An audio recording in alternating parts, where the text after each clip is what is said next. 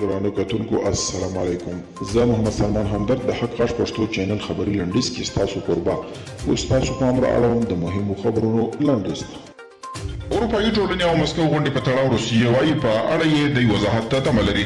د روسیې د بهرنیو چارو وزیر د اروپایي ټولنې او مسکو ترمنځ د یوې غونډې د جوړېدو او د وړاندیز په اړه ویلي چې د تمه لري د دې غونډې اجنډا او هدف په اړه وضاحت ورکړل شي.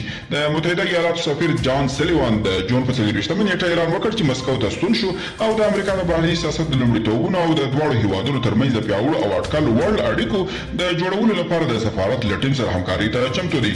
د تور سمندرګي په پیښه کې برتانیا وايي روسیې سره د کریمیا الحق په رسمیت نه پیژني.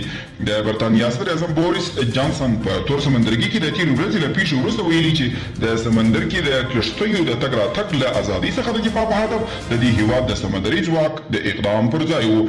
او د ترکیې د دفاع وزیر ویلي چې تر اوسه پورې دوی په کابل کې د حامد کرزي نړیوال هوایي ډګر ساتنې په اړه له امریکا سره کومې هوکړې ته نه دي رسېدلي، خو زیاتوي چې په دې اړه خبرې روانې دي. روسیه کار زیاته کړې ده چې ترکیه د امریکا له ملاتړ پرته د دغه ډګر ساتنې ته دوام نشي ورکولی.